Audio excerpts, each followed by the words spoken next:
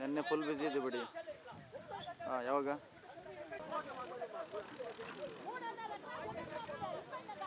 ಅವ್ರು ಹೇಳ್ದಂಗೆಲ್ಲ ನಾವು ಮಾಡೋಕ್ಕಾಗಲ್ಲ ಬಿಡು.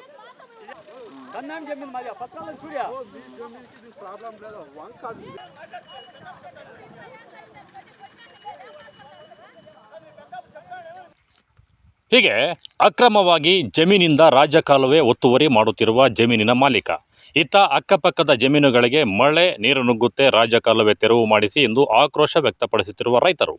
ಈ ಎಲ್ಲ ದೃಶ್ಯಗಳು ಕಂಡು ಬಂದಿದ್ದು ಚಿಕ್ಕಬಳ್ಳಾಪುರ ತಾಲೂಕಿನ ಹರಿಸ್ಥಳ ಮತ್ತು ಗೌಡನಹಳ್ಳಿ ಗ್ರಾಮದಲ್ಲಿ. ಹೌದು, ಗ್ರಾಮದಿಂದ ರೈತರ ಜಮೀನುಗಳಿಗೆ ಇರುವ ಸಂಪರ್ಕದಲ್ಲಿ ಚಿಕ್ಕಪೈಲಗುರ್ಗಿ ಕೆರೆಯಿಂದ ರಡ್ಡಿಹಳ್ಳಿ ಕೆರೆಗೆ ಹರಿಯುವ ರಾಜಕಾಲುವೆ ಇದೆ. ಆದರೆ ಸರ್ವೆ ನಂಬರ್ 66ರ ಜಮೀನಿನ ಮಾಲೀಕ ವೆಂಕಟರೆಡ್ಡಿ ಎಂಬುವರು ಜಮೀನಿನ ಪಕ್ಕದಲ್ಲೇ ಇದ್ದ ಸರ್ಕಾರಿ ಜಾಗವನ್ನು ಲಪಟಾಯಿಸಲು ರಾಜಕಾಲುವೆಗೆ ಮಣ್ಣು ತುಂಬಿ ಒತ್ತುವರಿ ಮಾಡಿಕೊಳ್ಳುತ್ತಿದ್ದಾರೆ. ಇದರಿಂದ ಕೆರಳಿದ ಅಕ್ಕಪಕ್ಕದ ಜಮೀನಿನ ರೈತರು ಈ ರೀತಿ ಮಾಡಿದರೆ ನಮ್ಮ ಜಮೀನುಗಳಿಗೆ ಮಳೆ ಬಂದಾಗ ನೀರು ನುಗ್ಗುತ್ತೆ, ಲಕ್ಷಾಂತರ ರೂಪಾಯಿ ಬೆಳೆ ಹಾಳಾಗುತ್ತೆ.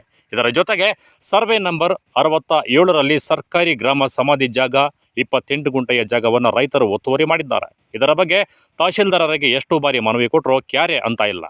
ನಮಗೆ ಸೂಕ್ತವಾದ ನೀರಿನ ಕಾಲುವೆ ಮತ್ತು ಸಮಾಧಿ ಒತ್ತುವರಿ ಜಾಗವನ್ನು ತೆರವು ಮಾಡಿಸಿಕೊಡಿ, ಇಲ್ಲದೇ ಇದ್ದರೆ ಲೋಕಸಭಾ ಚುನಾವಣೆಯಲ್ಲಿ ಎರಡೂ ಗ್ರಾಮಸ್ಥರು ಮತದಾನ ಬಹಿಷ್ಕಾರ ಮಾಡುವುದಾಗಿ ಗ್ರಾಮಸ್ಥರು ಎಚ್ಚರಿಕೆ ನೀಡಿದ್ದಾರೆ.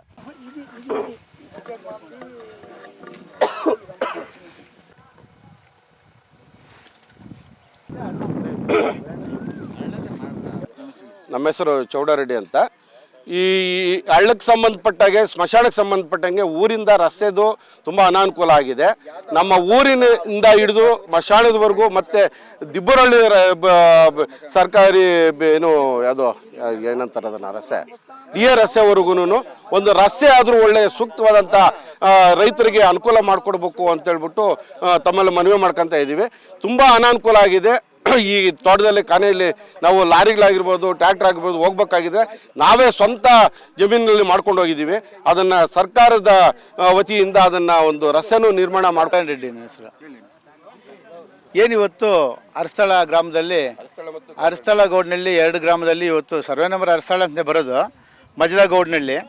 ಇಲ್ಲಿ ಏನು ಹಳ್ಳ ನಾವು ಚಿಕ್ಕ ಮಕ್ಕಳಿಂದ ಹರ್ಕೊಂಡು ಬರ್ತಾ ಇರ್ತಕ್ಕಂಥ ಹಳ್ಳ ಇದು. ನಾವು ನೋಡಿರಲಿಲ್ಲ, ಏನು ಎಲ್ಲಿದೆ ಅಂತೆಲ್ಲ ನಮ್ಗೆ ಗೊತ್ತಿಲ್ಲ. ಆದರೆ ಎಲ್ಲಿ ಇವಾಗ ಡೌನ್ ಇದೆಯೋ ಅಲ್ಲಿ ಹರ್ಕೊಂಬರ್ತಾ ಇತ್ತು. ಎಲ್ಲ ಜಮೀನುಗಳು ಒಂದು ಹಂಚಿಗೆ ಬಿಟ್ಕೊಂಡು ಬರ್ತಾಯಿದ್ರು. ಇವತ್ತು ಎಲ್ಲ ಮೊದಲು ಅಲ್ಲಿದ್ದಿದ್ದು ಇವಾಗ ಜಮೀನುಗಳಾಗಿದ್ದಾವೆ. ಈ ಜಮೀನು ಮಾಡಿಕೊಂಡು ಹಿಂಗಿಸ್ಕೊಂಡು ಬೆಳೆಯಲಿಡೋ ಟೈಮಲ್ಲಿ ಈಗ ಹೋಗ್ತಾ ಇರ್ತಕ್ಕಂಥ ಹಳ್ಳನ ಈಗ ಮುಚ್ಚೋದಕ್ಕೇನು ಏರ್ಪಾಟ್ ಮಾಡಿದ್ದಾರೆ. ಇಲ್ಲಿ ಮಶಾನ್ಗಳಿದೆ, ಗುಂತೋಪಿದೆ ಇಲ್ಲಿ.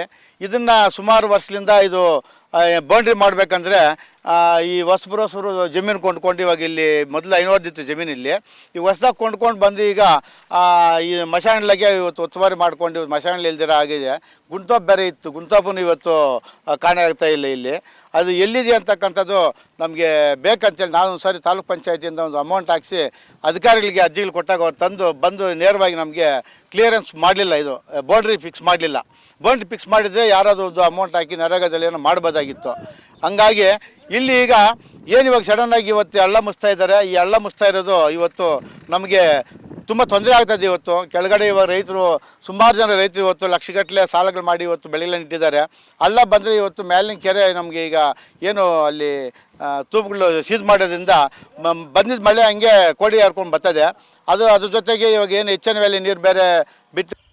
ಇನ್ನು ಸರ್ವೆ ನಂಬರ್ 66ರ ಮಾಲೀಕ ವೆಂಕಟರೆಡ್ಡಿ ಅವರಿಗೆ 3 ಎಕರೆ 22 ಗುಂಟೆ ಇದ್ದು ಆ ಜಾಗದಲ್ಲಿ ನೀರಿನ ಕಾಲುವೆ ಹೋಗಿದ್ದು ಅಧಿಕಾರಿಗಳಿಗೆ ಅರ್ಜಿ ಸಲ್ಲಿಸಿ ನಮ್ಮ ಜಾಗವನ್ನು ವ್ಯವಸ್ಥಿತವಾಗಿ ಸರಿಪಡಿಸಿಕೊಡಿ ಎಂದಿದ್ದೇನೆ.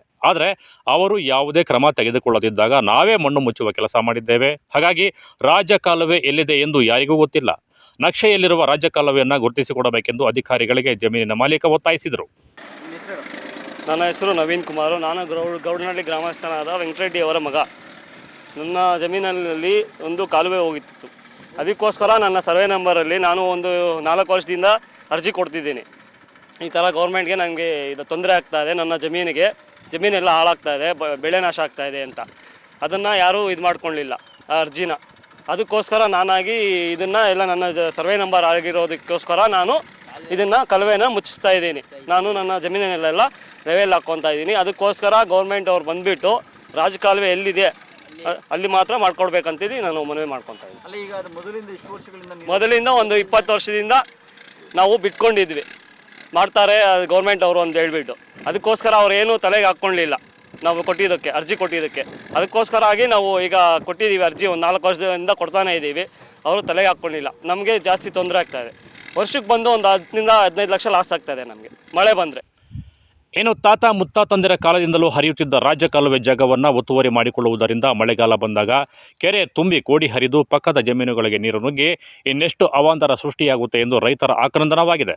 ಹಾಗಾಗಿ ಅಧಿಕಾರಿಗಳು ಕ್ರಮ ತೆಗೆದುಕೊಳ್ಳದಿದ್ದರೆ ಲೋಕಸಭಾ ಚುನಾವಣೆಯಲ್ಲಿ ಮತದಾನ ಬಹಿಷ್ಕಾರ ಮಾಡುವುದಾಗಿ ಎಚ್ಚರಿಕೆ ನೀಡಿದ್ದಾರೆ. ಕಳವಾರ ಅರುಣ್, MMTV ನ್ಯೂಸ್, ಚಿಕ್ಕಬಳ್ಳಾಪುರ.